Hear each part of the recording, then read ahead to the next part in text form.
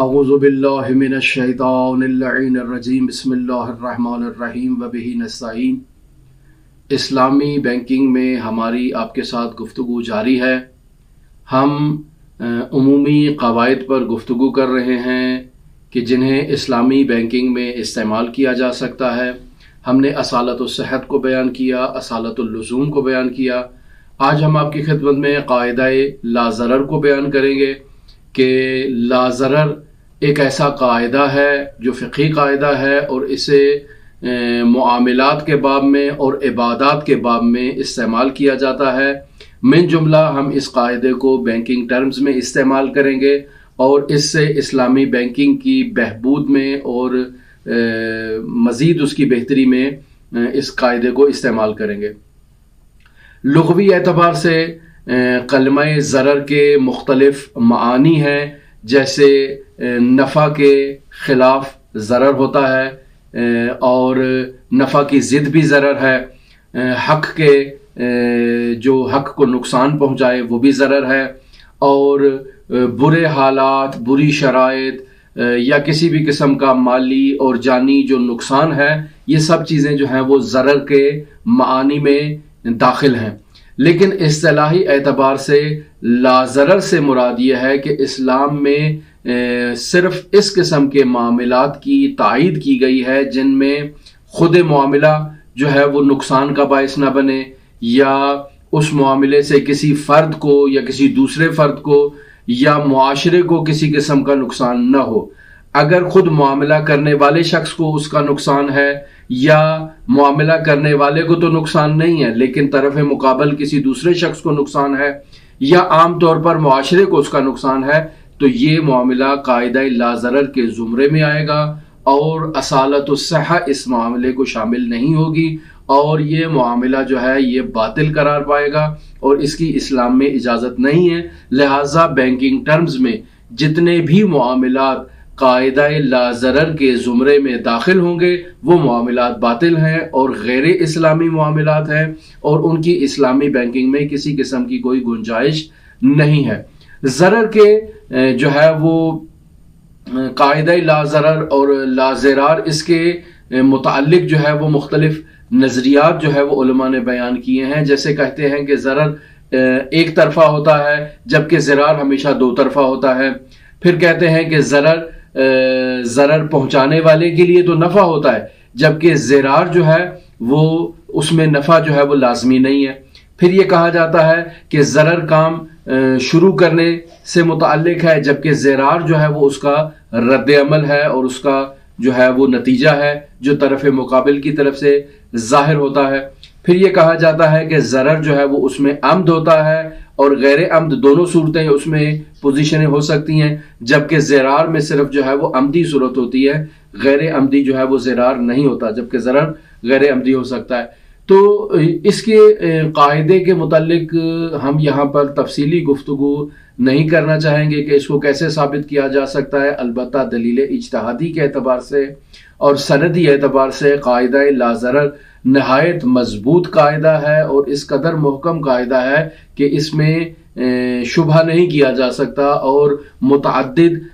دلائل اس کے ہمارے پاس موجود ہیں۔ میں جملہ آپ کی خدمت میں عرض کروں کہ قرآن مجید کی سورہ بقرہ سے آیت نمبر 231 قاعدہ لا ضرر کے اوپر دلالت کرتی ہے، آیت نمبر 233 جو ہے وہ بھی قاعدہ لا ضرر پہ دلالت کرتی ہے،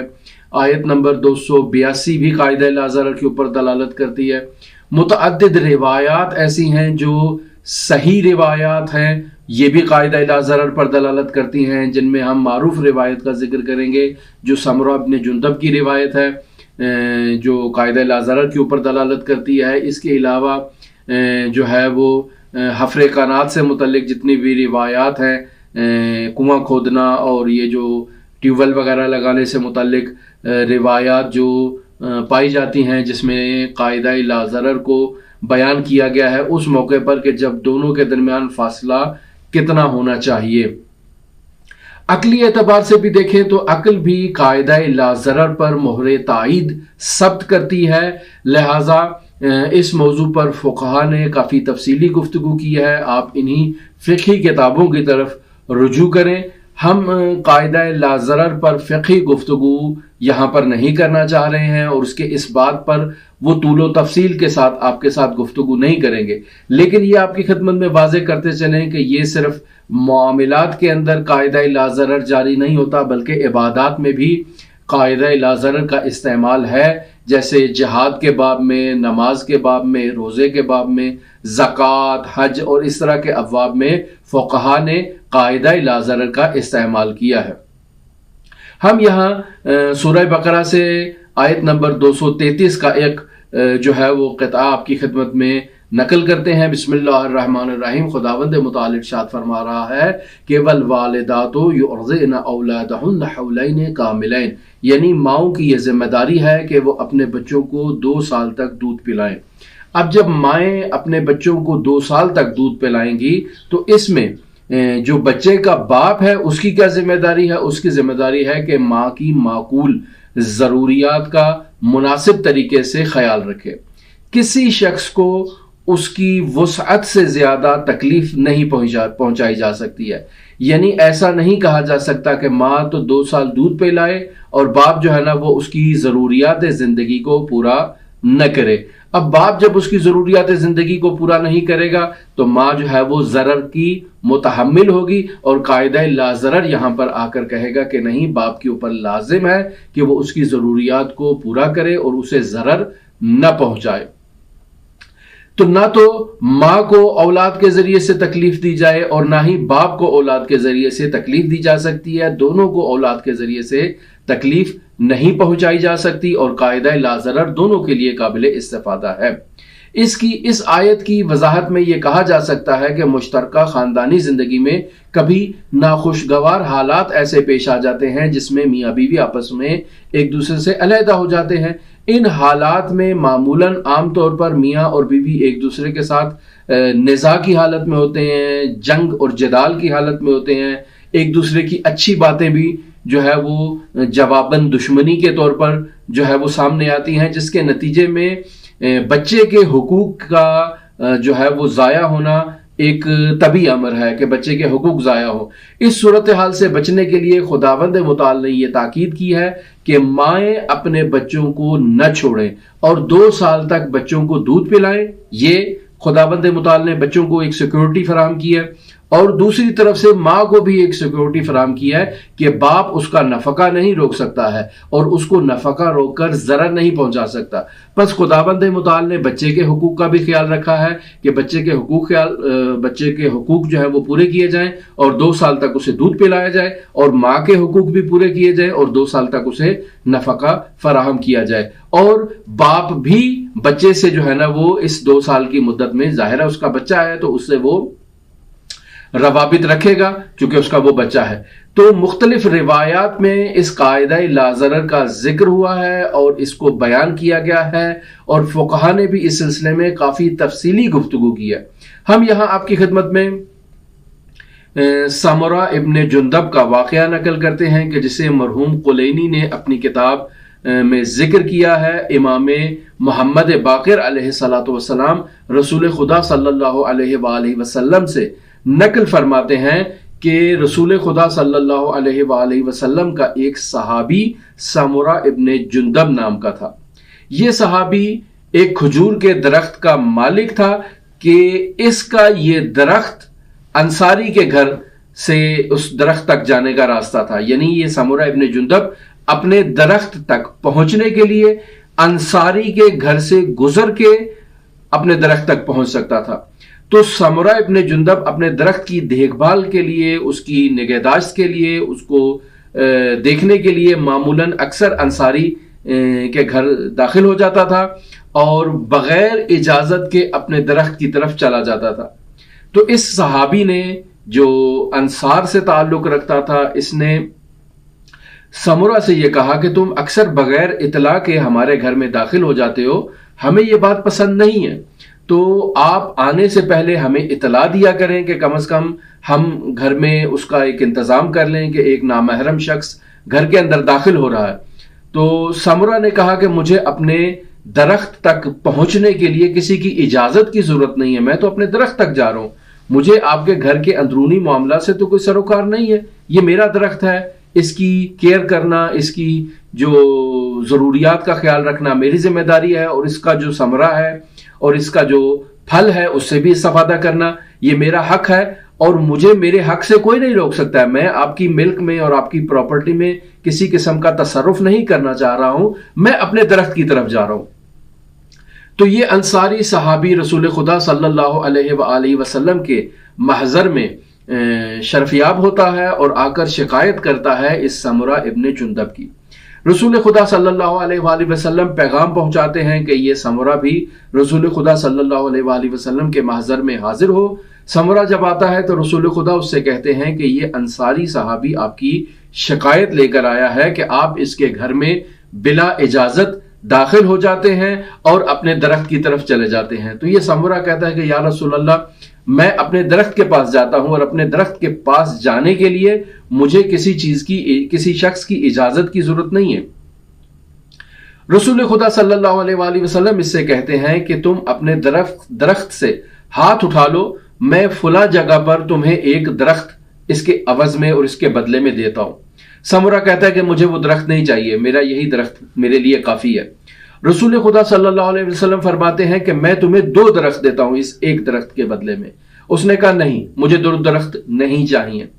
پھر آپ صلی اللہ علیہ وآلہ وسلم اسی طرح درختوں کی تعداد میں اضافہ کرتے ہیں کہ سمرہ کو کسی طرح سے راضی کیا جائے، یہاں تک کہ درختوں کی تعداد 10 یا 10 سے بھی تجاوز کر جاتی ہے۔ لیکن یہ صحابی ہے کہ ماننے کو ہی تیار نہیں ہے، یعنی اللہ کا رسول کہہ رہا ہے کہ تم اس کا عوض مجھ سے لے لو، لیکن یہ ماننے کے لیے تیار نہیں ہے۔ یہاں سے وہ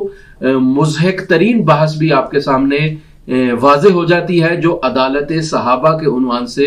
ہمارے اہل سنت بھائیوں کے درمیان جو ہے وہ رائج ہے، کہ ہم کیسے ان اصحاب کو کلہم عدول کہہ دیں، کیسے ان کو معصوم کہہ دیں، کیسے ان کو ہر قسم کی خطا و لغزش سے معاف کر دیں، کہ یہ پیغمبر اکرم صلی اللہ علیہ وآلہ وسلم کی بات ماننے کو تیار نہیں ہے۔ یعنی آپ اس کو بار بار قائل کرنے کی کوشش کر رہے ہیں، لیکن یہ ہے کہ ماننے کو تیار نہیں ہے، اور پھر آپ آ کر کہیں کہ یہ صحابی معصوم ہے۔ اس صحابی کی کسی قسم کی جو غلط اپنی زندگی میں جو غلط اعمال ہیں اس کا آپ تذکرہ نہیں کر سکتے، اور آپ نہیں کہہ سکتے کہ اس نے فلاں عمل جو ہے وہ انجام جو دیا وہ غلط تھا، نادرست تھا، کیوں؟ چونکہ عدالت صحابہ جو ہے وہ آڑے آ جاتی ہے، توہین صحابہ لازم آ جاتی ہے، اور صحابی جو ہے وہ کلہم عدول ہے۔ اخیراً ایک بات سے بات چلتی آئی، ایک شخص نے یہ نظریہ پیش کیا کہ عدالت صحابہ سے یہ مراد ہے کہ اصحاب کبھی بھی پیغمبر اکرم صلی اللہ علیہ وآلہ وسلم پر جعلی حدیث منسوب نہیں کریں گے، جبکہ ہم دیکھتے ہیں کہ واضح احادیث جو ہے وہ مکذوبہ اور جعلی احادیث پیغمبر اکرم صلی اللہ علیہ وآلہ وسلم سے نقل شدہ موجود ہیں، جنہیں اصحاب نے ہی جو ہے وہ بیان کیا ہے۔ تو پھر یہ نظریہ کہاں جائے گا؟ تو یہ ایک علیحدہ ٹاپک ہے، اور ہم اس سلسلے میں واضح یہ نظریہ رکھتے ہیں کہ تمام اصحاب عادل نہیں ہیں، تمام اصحاب معصوم نہیں ہیں، اور یہ جو کہا جاتا ہے کہ اصحاب کے اعمال کی جو ہے وہ سنجش نہیں کرنی چاہیے، ان کے اعمال پر نکتہ چینی نہیں کرنی چاہیے، اور ان کے اعمال پر جو ہے وہ گفتگو نہیں کرنی چاہیے، یہ ایک مضحک ترین نظریہ ہے۔ ہم کیسے تاریخی حقائق کا جائزہ لیے بغیر حق اور باطل کی شناخت کیسے کر سکتے ہیں؟ شناخت کرنے کے لیے ضروری ہے کہ جرح و تعدیل کی جائے، گفتگو کی جائے، بحث کی جائے اور کسی نتیجے پر پہنچا جائے۔ تو یہ ایک ایسا نایاب صحابی ہے کہ پیغمبر اکرم صلی اللہ علیہ وآلہ وسلم اس کو کہہ رہے ہیں کہ میں تمہیں 10 درخت دیتا ہوں، تم یہ ایک درخت سے ہاتھ اٹھاؤ، تو کہتا ہے نہیں یا رسول اللہ، مجھے تو 10 درخت نہیں چاہیے، مجھے تو یہی درخت چاہیے۔ تو آپ صلی اللہ علیہ وآلہ وسلم اس کو کہتے ہیں کہ تم اس درخت سے ہاتھ اٹھاؤ، میں تمہیں اس دنیا تو کیا میں تمہیں جنت میں درخت دیتا ہوں۔ کہتا ہے نہیں یا رسول اللہ، مجھے جنت میں بھی درخت نہیں چاہیے، مجھے یہی درخت چاہیے۔ اب یہاں رسول خدا صلی اللہ علیہ وآلہ وسلم کا وہ معروف جملہ کہ آپ صلی اللہ علیہ وآلہ وسلم ارشاد فرماتے ہیں کہ لا ضرر ولا ضرار علی المؤمن،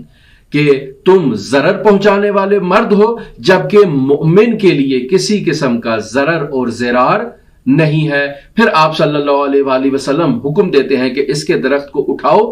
اکھاڑو زمین سے اور اس کے آگے پھینک دو، پھر پھینک کے اس کو کہتے ہیں کہ جاؤ اپنے درخت کو جہاں جا کر لگانا چاہتے ہو تم اب جا کر لگا لو۔ تو یہ وہ صحابی کہ جس کی ہم اس حرکت پہ کیا